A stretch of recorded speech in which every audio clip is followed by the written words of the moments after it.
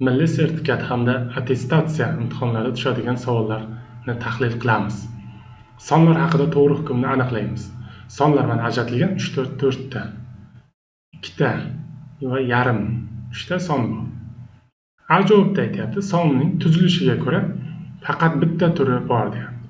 Tuzilishi. Demak, sonning tuzilishiga qaraymiz. Tuzilishiga ko'ra bitta turi. Demak, 3-4 ta juft, 2 ta sodda, yarim sodda. Demak, 2 ta turi bor, juft va sodda. Demak, A javobimiz xato bo'ldi. B javobda sonning faqat bir ma'no turi. Demak, bittagina ma'no turi bor deyapti.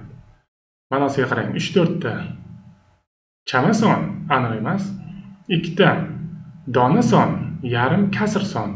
Demak, bitta turi emas, 3 ta ma'no turi bo'lyapti. Xato. Sonning barcha ma'no turi qatnashgan deyapti. Barcha ma'no turi. Xato, chunki sonning ma'no turi ko'p-da. Mana 3-4 ta chama son bo'lsa, 2 ta dona son, yarim kasr son, keyin sanoq son yo'q bu yerda. Xo'sh.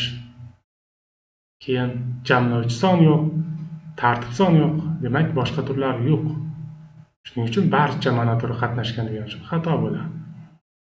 Chama son narsa otining miqdorini aniqlab kelgan. Demak, chama son qani? 3-4 ta chama deyapti. Ana shu 3-4 ta chama son narsa otiga bog'langan. Qarang mana.